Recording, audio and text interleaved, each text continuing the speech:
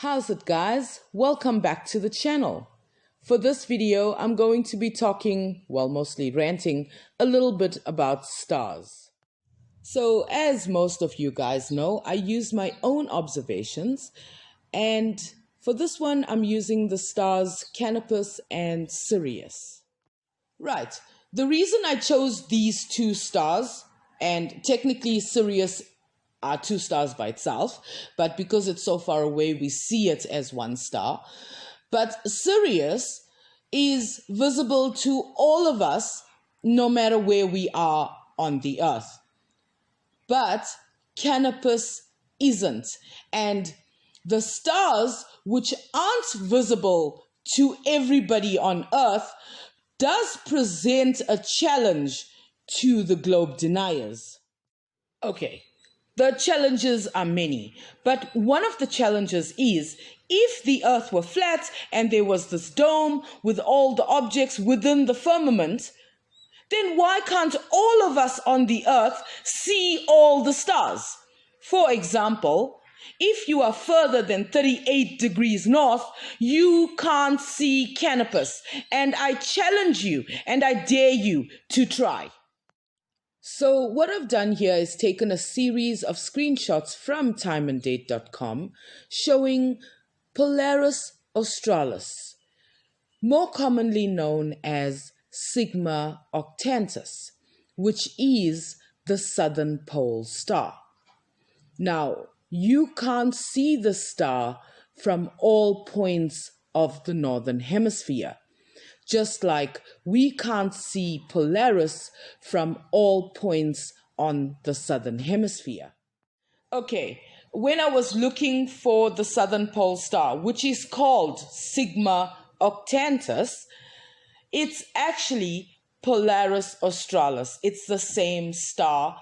It's just that Sigma Octantis is one of the stars of the whole Octantis group of stars. As you will see coming up, I've took a couple of screenshots of them.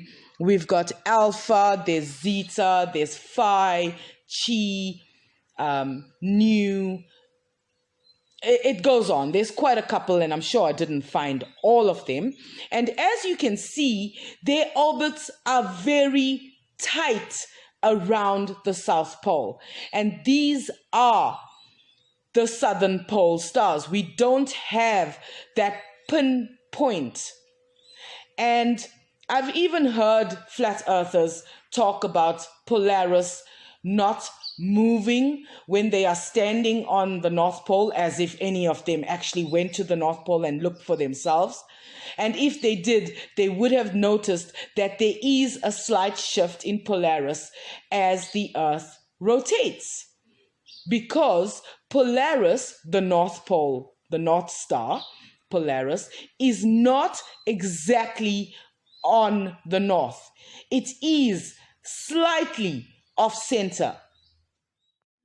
Another thing I would like you to please take note of is that all of these stars I took the screenshots of do not venture anywhere near the horizon. They do not rise and set. They stay in this tight orbit as the Earth does its thing in its orbit. Do you understand what I am saying, flat earthers? As you see your North Pole star, Polaris, not rising and setting, this is how we in the Southern Hemisphere see these stars. And I would love for you to tell me that you see these stars from your vantage point in the Northern Hemisphere.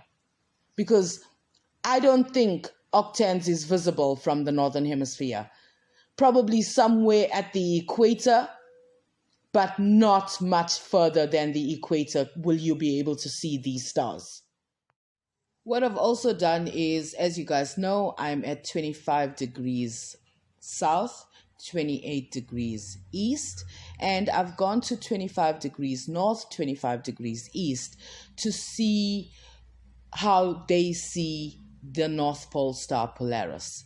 And it's coming up in one of the screenshots, and I've even shown which location I took those screenshots for, just to make a comparison of how you guys from the Northern Hemisphere view stuff different to how we view it. And one thing I do want you to understand, we're not looking in opposite directions. We are looking from opposite sides in the same direction. Do you understand, flat earthers? That's why these things look upside down. They are not. We're just looking at it from different angles. That's all. If you can just understand that fundamental basic, everything else will fall into place. Thank you so much for watching. All links in the description. Please, guys, stay safe, and I will catch you in the next video. Bye.